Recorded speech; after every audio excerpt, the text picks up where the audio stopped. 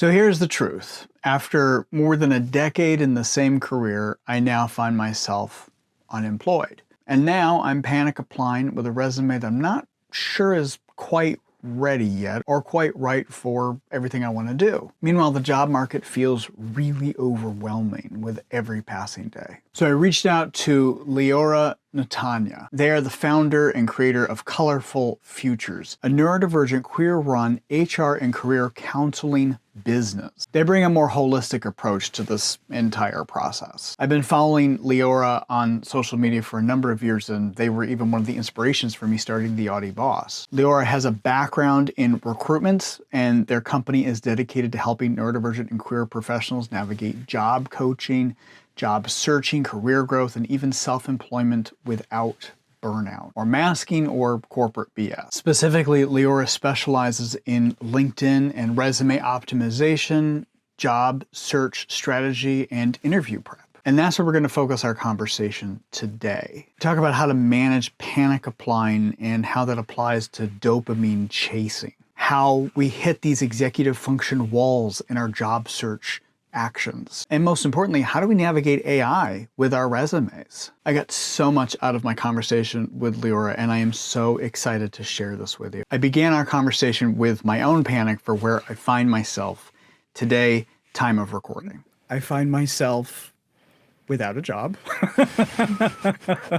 which I didn't know at the time that I set out to do this interview with you, that I would be presently unemployed. So I'm a week into it, and as I sit here processing that, I'm 45, queer, neurodivergent, very public in that persona. Re-entering the workforce right now feels really overwhelming and really intimidating. I haven't had to do a resume or an interview in 12 years, but my ADHD in particular, it feels like the whole starting off to how to even get started is really overwhelming. So when you work with your clients, how do we even start? Where do we start? As ADHDers, we're so quick to jump into the action, right? We're immediately on the job boards, on LinkedIn, and clicking easy apply and just kind of doing what we can in the moment. We're kind of reacting to whatever we're going through, whether it's getting laid off, getting fired, or just had a really particularly bad day at work. We immediately go into that fixer action mode. So I always encourage folks to take a breath and zoom out a bit more. So the foundation of all the work that we do at Colorful Futures for our coaching starts with what I call the foundation, but it starts with career discovery. And our career discovery process looks like taking a moment to reflect back on either your last position or all the roles you've had, basically the last several years of your career. And it could be your jobs, it could be volunteer work, and just taking a look at what felt good.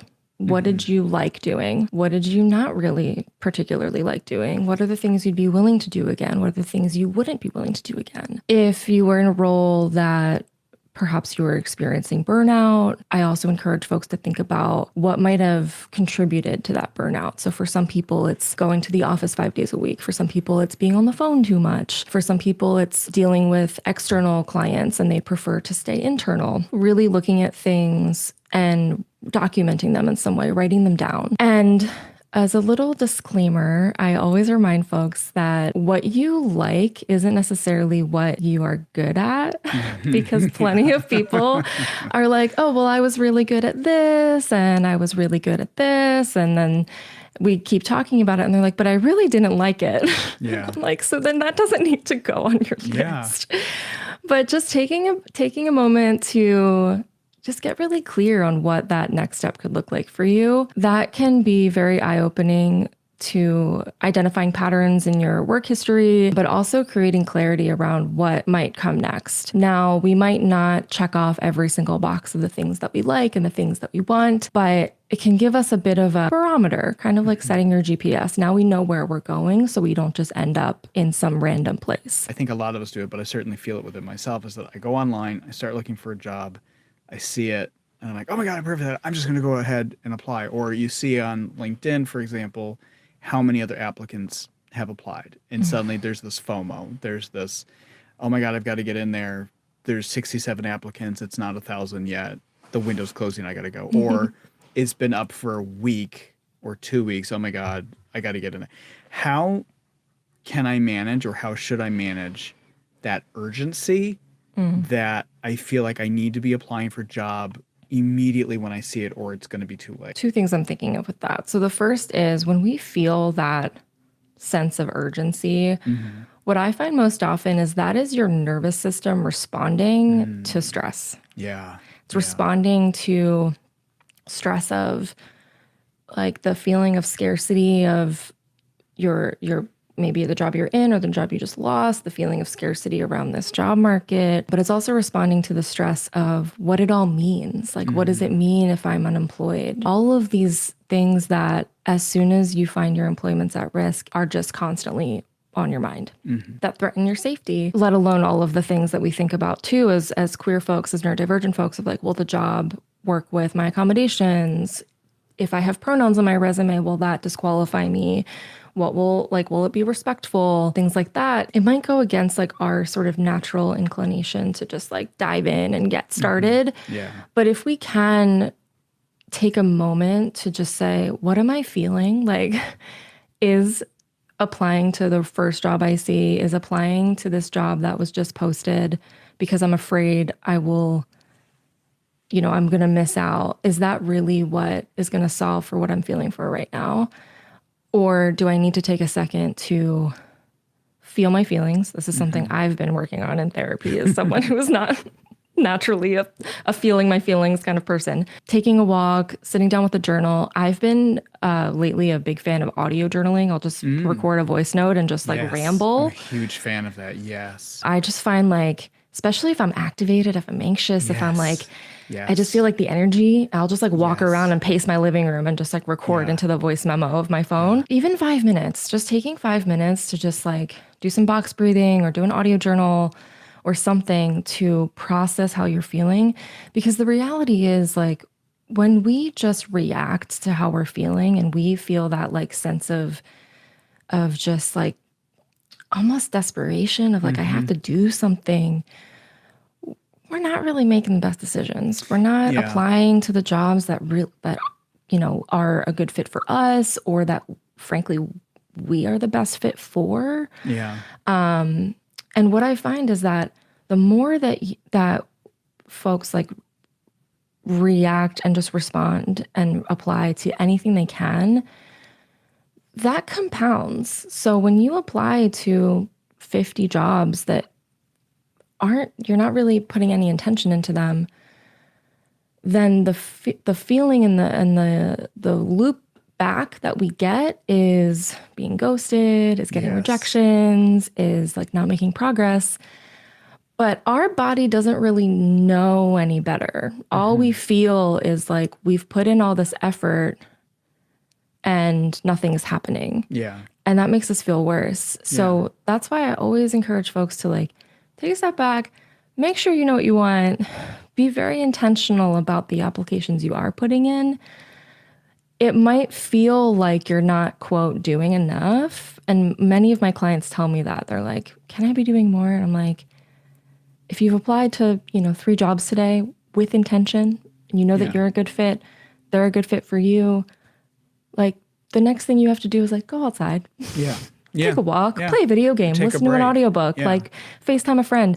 It's that balance is really important. Yeah. Exactly. And so, being intentional is very important. And I really find that if you're sitting down to go through your job search process or send in applications and you're feeling that nervous system dysregulation, you're going to continue to condition yourself to feel like this process is not fun to experience. Now, we're not going to always be in this like 100% fully regulated state. There's might always be this like underlying stress and feeling. But, if you can, again, just cope with that 5%, 10%, just take a little bit of time, it can be really helpful. And then keep checking in with yourself. I have clients that have come to me and they sit down for hours. I'm like, this is too much. Like you're going to burn yourself out from the job search itself. And with the market right now, it's a long game. It's a longer game more than ever. And so you need to set yourself up so that you can be consistent for a longer amount of time. And that means like a little bit every day and try to avoid like the big amounts of effort and then drop off for a few days.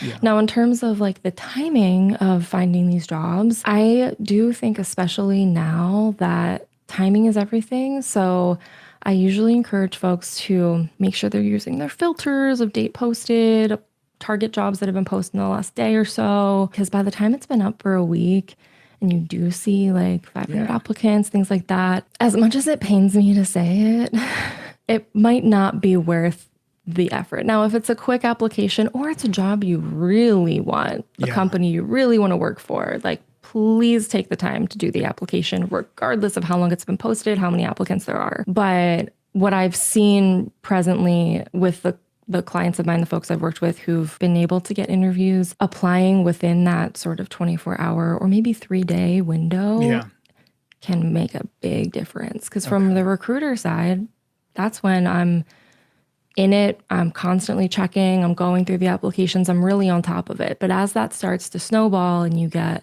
100 in a day, 200 in a day, and now I've already got 30 interviews queued up, I'm not checking them as often, right? So, and recruiters are strapped too. There's, it's rough. It's rough out there. A company I worked with when we went through workforce reduction, massive layoffs, we went from like a fully staffed HR team and recruiting team down to one person. And this was a couple years ago. And I'm pretty positive they still only have one person. Oh my gosh. So as much as it can be difficult too for some job seekers, like there is a human on the other end of this process who is trying the best that they can.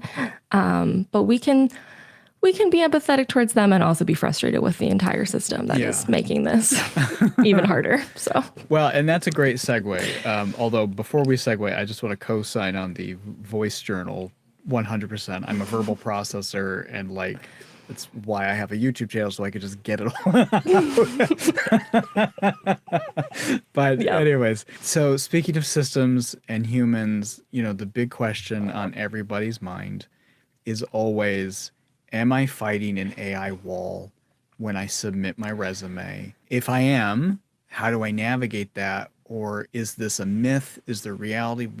What's happening there as we apply for these jobs? My opinion of this and my approach to this has evolved over the past couple of years as AI has just skyrocketed and is now like involved in everything.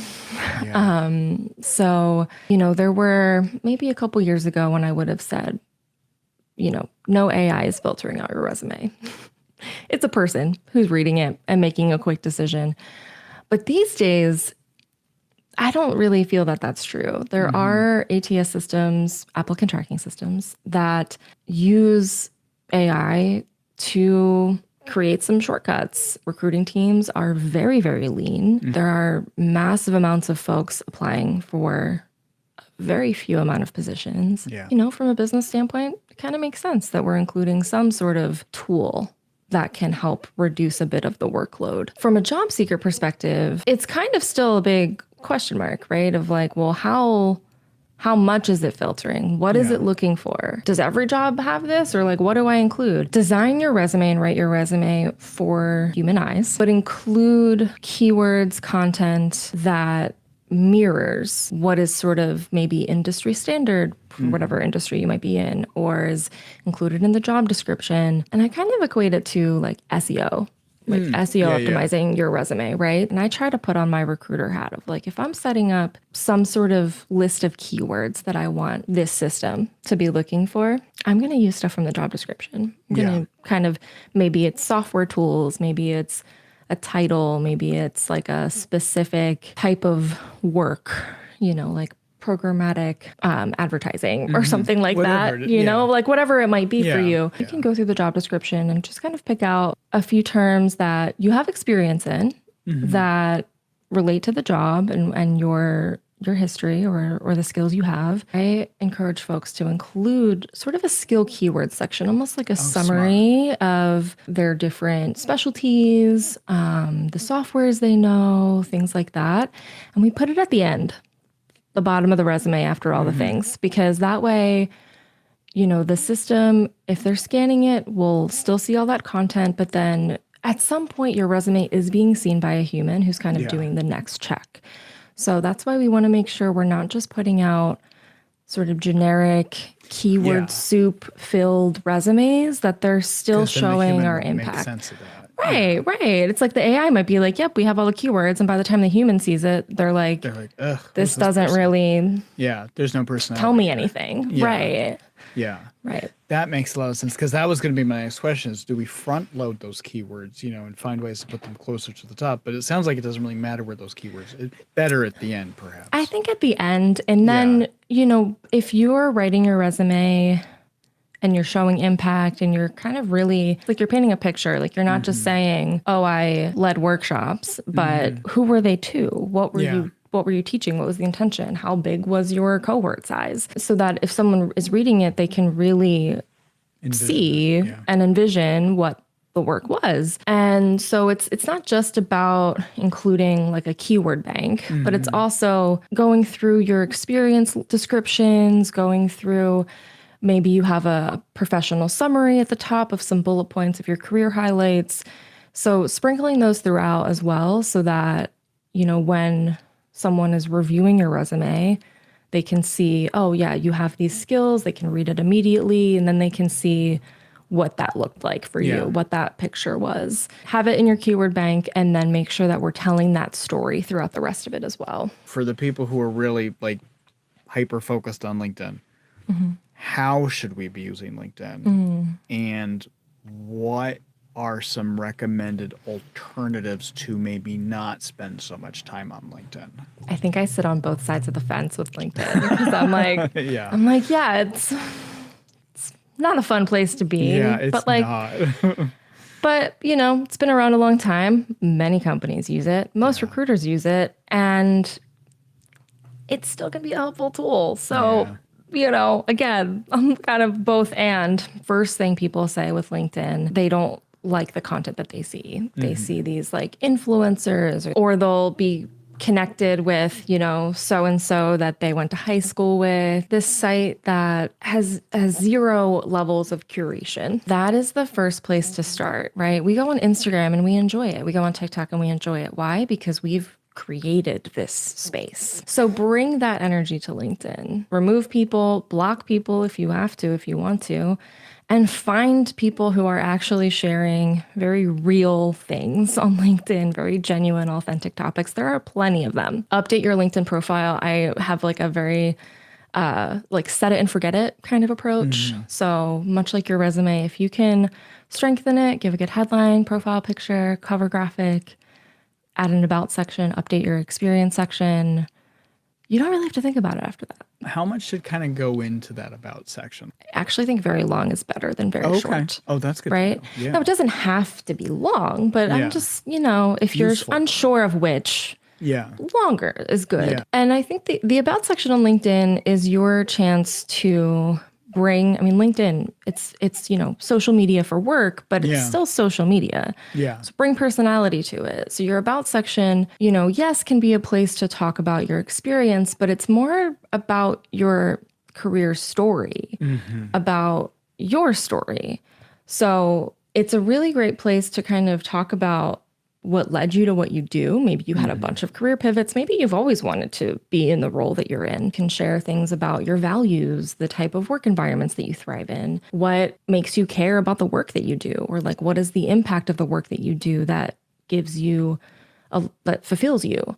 What can be helpful to start with is if you were meeting a friend of a friend, but specifically talking about work, how would you talk about what you do or how you got to where you are? This could be a chance to just record a voice memo and you talk about your career. Oh, that's a great journey. Idea. Yeah. And then you can, grab, I have an iPhone with the voice memo app. You can grab the transcript. So you could always pull the transcript out.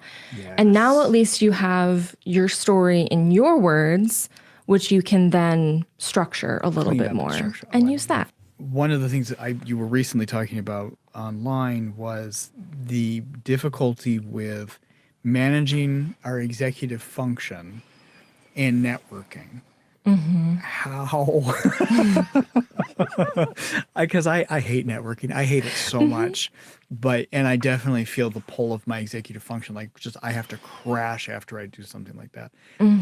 How do we do that? The big question, right? So the first thing I would say is just the weight of the word networking, right? Immediately results in like groans. We think about a bunch of people in a room with name tags on that, like, you don't know what to talk about, Yeah. right? Yeah. I hate small talk. I don't know how to get into Right. that, you know? Right. Yeah. I might use the word networking, but really what I mean is building community. Because like what do we want out of networking, right? Maybe you want to be connected to a company that you are really interested in working with. Maybe there's a job that you've always wanted to have and someone else has it and you want to learn from them. Maybe it's, you're networking locally because you want to be involved in an organization to volunteer with. Maybe you're networking with your neighbors because you all get packages and you're never home and you want to be able to like take care of each other's packages. Or in my neighborhood, we all watch each other's cats. Networking is really just community building, is connecting.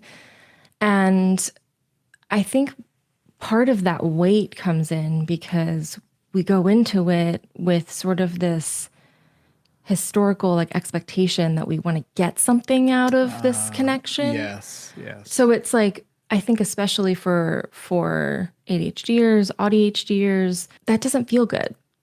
It's like, well, we don't like small talk, and we also don't want to go into a conversation feeling like we have to kind of manipulate it to get a specific result. So think of networking entirely differently than we've ever thought about it. Networking can be this. Yeah. We're networking right now. Yeah. We're creating a connection. We're having a conversation. Yeah. Networking can be, you see someone on LinkedIn or Instagram that maybe you've exchanged some DMs and you like their content, they like your content, and you respond to stories every so often. Set up like a Zoom call with them, or if they're local to you, go get a coffee or take a walk around the neighborhood or something like that and just have a conversation. So if you go into it thinking more like, I want to make a friend, I want to have like a friendly acquaintance, I think this person is cool and we have this specific thing in common. Yeah. Maybe it's the college you went to, or the neighborhood you grew up in, or the job you have, or the type of industry you worked in, or maybe you both like Doctor Who, like just something to connect on, because you never know where a connection can lead. And again, like, we're not going into it with an expectation that they're going to get us a job. Yeah. But just by forming genuine, authentic connections and community with others, whether they're local, virtual, across the country, across the world, that will lead to forming a great relationship. Again, whether it's a friendship or just a friendly acquaintance that you can sort of share opportunities with or send funny memes to about the thing that you both enjoy.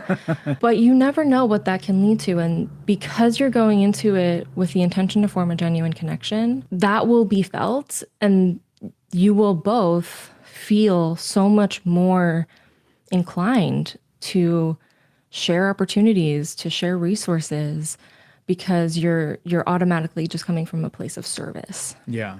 I love that reframe. I love that, because you're right. So many times we get kind of like that fixed, I've got to come out of this networking event with A, B, or C, or worse, I don't know what I'm going into this networking moment for, and I don't know what to do with it. So I love that. If I go in thinking, well, I just want to make a connection, I'm not looking for anything else other than to make a connection. I went to a local networking event for, actually, it's Philadelphia's LGBTQIA Chamber of Commerce. So it's a networking event for local professionals, business owners, freelancers, whatever. They're all queer, and we just all got to chat, meet each other. I met someone who owns a local vintage store. I met someone who's a marketing strategist at a corporate company. Met someone who volunteers with a workplace neurodiversity company. Oh, that's cool. And so that was more formally networking, but again, just like met some cool people. We follow each other on Instagram, and, at least I've been able to sort of make that warm intro. Yeah. But you can network at, a Pokemon trade night. Like you can network at a craft show at the farmer's market. Oh, that's a great idea. Join virtual co-working sessions. I host one every week for my community. And like, I always say, like, we spend like half the time just like gossiping and chatting about what everyone's going through at work, chatting about what we do, chatting about what we did for the weekend. And then we work a little bit together. Yeah. There's so many ways to meet people. Yeah. Which can feel overwhelming, but if you can just come up with maybe 2 things that sound fun, maybe you join a local walking club, or, here in Philly, we have so many queer local events, clubs, running clubs, anything you can think of, we have a queer version of it. Oh, I love that. If I've not written a resume in a while, and in my case, it's been about 12 years, I'm kind of thinking about what you said in terms of the voice note and sort of getting my story down. I love that idea. I love that whole using especially if you have an iPhone, taking the transcript of that. So how should I be thinking about, okay, I've maybe recorded my voice note, or I've journaled in some capacity.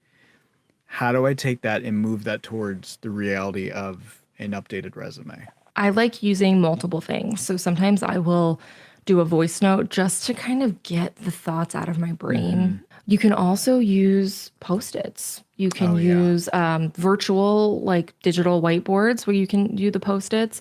Also start to think about what kind of stories you have to tell. As you think about your experience, it's like, okay, well, what did that look like in practice? Is there an example I can give? Is there a project that I worked on that I am particularly proud of, or that is at least like notable? Maybe it was a large part of my work.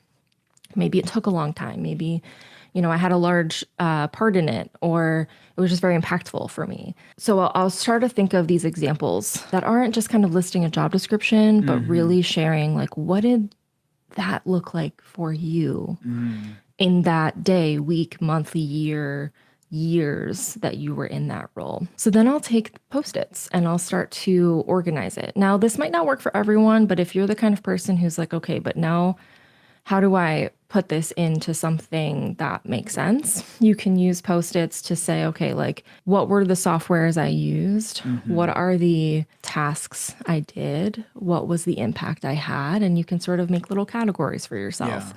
If you're someone like myself who has had many different roles and they kind of fall into different categories, you can categorize them as well. You could say, okay, this is more around like supporting customers, supporting clients. This is more around like creation of things. This is around like managing a project. And then you can sort of start to pull apart and move things around into these different sections.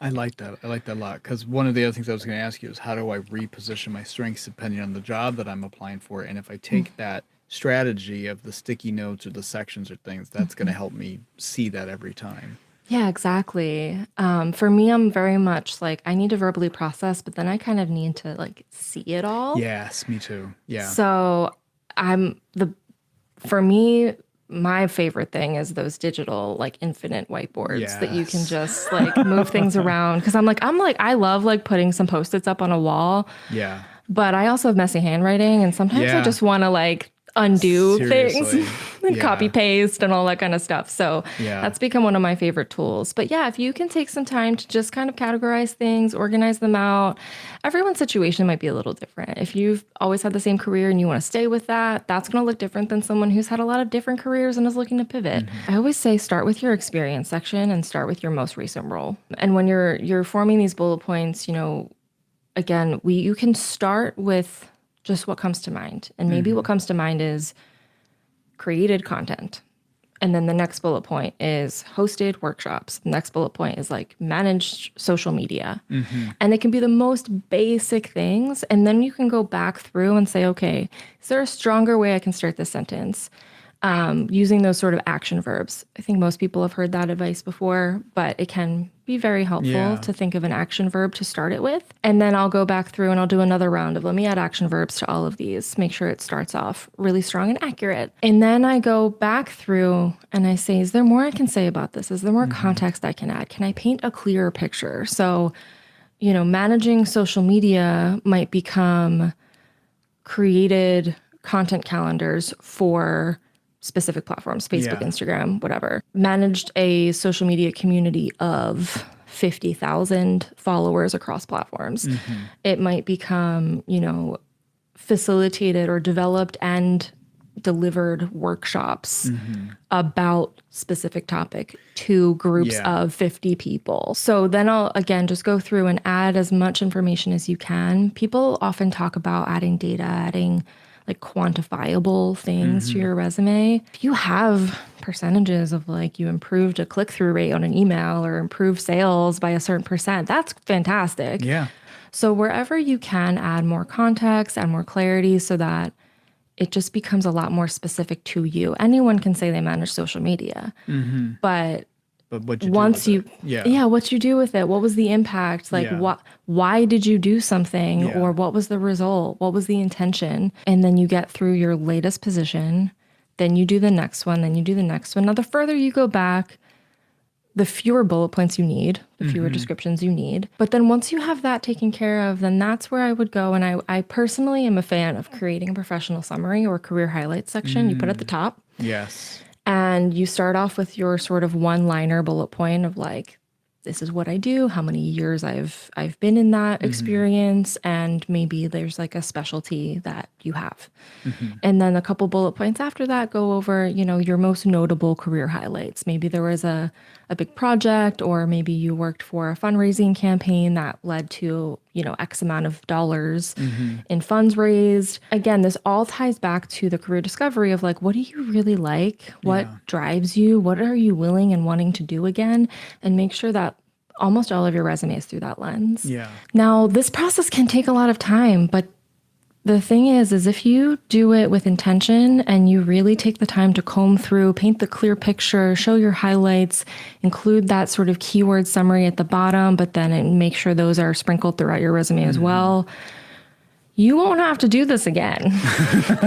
And it's going to be really working in your favor, because I find that when you shortcut these early stages, this early work in the process, that's where you'll find 2-3 weeks in of applications, you're not getting the results. So, well, and what I like about that too, for some of us who need a little bit of help processing too, good conversation I could have with a trusted colleague or a former trusted colleague, and not that we don't trust them anymore, but if it's no longer a colleague, but it's somebody I still trust, you can go have that conversation, sort of verbal process with a thinking partner and go, hey, can you help me, think about that? Because I can't tell you how many times I've had conversations with folks that I can remember all these amazing things that they've done, but they're sort of stuck in this sort of, what did I do? And it's like, well, let me get you started, and then, start, stop, come back to a little bit, keep fleshing that out. And that's a big part of executive functioning too, is like assessing our own skills, comparing them with others. So if you can talk with a friend, therapist, coworker, coach, that's often the conversations that we have as career coaches, is just kind of reflecting, asking questions, mirroring back to people what they've said and helping them see things in a different light. One of my favorite phrases that I use often is like, you can't read the label when you're inside the jar. So I can be that person to read the label to you. Yeah. Well, and a conversation with you is going to help me understand transferable skills too. So if it's like, well, there's a job I'm interested in and I don't want to do this thing anymore, working with somebody of your caliber, you can kind of help me figure out how to take those skills and move them into a new role, perhaps. What are some of the most common mistakes? Not that we're a monolith, us neurodivergents, but what are some common mistakes that some of us could maybe do less of? Again, it's like, find some balance. Be intentional with the roles that you apply to. Check yourself when you notice that you're panic applying or like dopamine-seeking applying. Yeah, that's a good one. Dopamine-seeking applying. I didn't even think about that. Yes.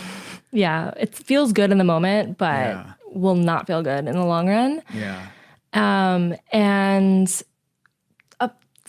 like working through the process for a little too long in one sitting. So we can get really hyper focused, but I encourage folks to like set a timer. I have a cute little timer. It's a rainbow on my desk. I love that. Yeah. Or I'll use an app on my phone that like locks me out of the other apps. So I just like see the visual timer on my phone. Yeah.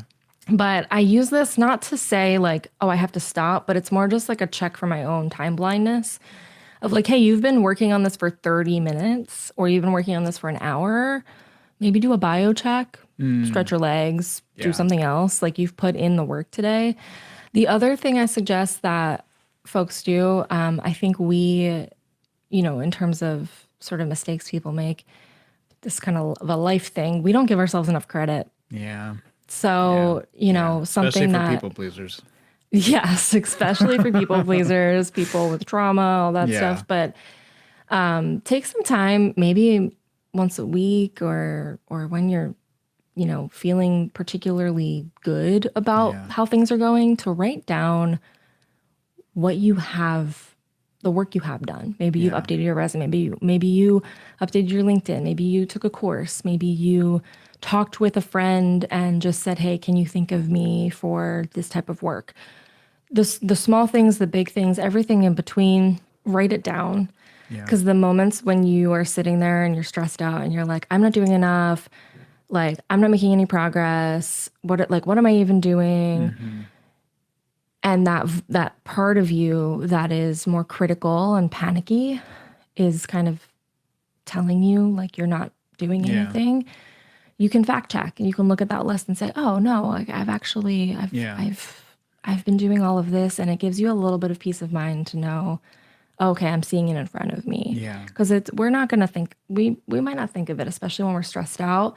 So when we can actually put pen to paper or, in the notes app on your phone or something, that can really, really, really help to fact check that you're doing the work. You're doing the best that you can in a very difficult time, culturally, job market wise and everything. And it can be a nice little check-in for ourselves. It's a matter of grounding ourselves in the things that we know are true. Exactly. And I think too, I'm always a big fan of the, well, if a colleague was coming to you and like not boosting themselves, how would you hype them up? How would your friend, family, somebody you love, somebody you care about, how would you hype them up? Okay, now do that for yourself. Like just turn that inward and then and off you go. Exactly. So, like listen to your own advice. Yeah.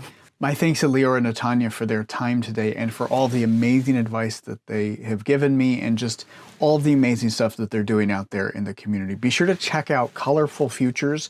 You can check out their website. There's a link in the description below. But also be sure to follow Colorful Futures on Instagram and Threads. They're doing some amazing things on social media, and their information is so useful, applies to so many situations, and they're just a treat to work with. So be sure to check out Liora's work and Colorful Futures. All of that information is down below, and I've also tagged them in this video as well. Thanks for watching. I'm going to continue to be talking more for a little while about the situation that I'm in, shifting from being employed to unemployed and navigating neurodivergence and being unemployed and the job search and everything that comes along with that. So be sure to like and follow for more, and be sure to check out the new Substack, as well as follow me on all my other social media channels. Every like, follow, and comment really does help my channel grow, and really especially helps me in my present situation. So thanks for watching, and if you have a question or a comment or a topic for a video you'd like for me to cover, let me know. And if you want to work with me, check out my details about coaching and one-on-one work that I do. Thanks for following, thanks for watching, and thanks for checking out this video today. I hope it's been helpful. Check out some of the other videos while you're here.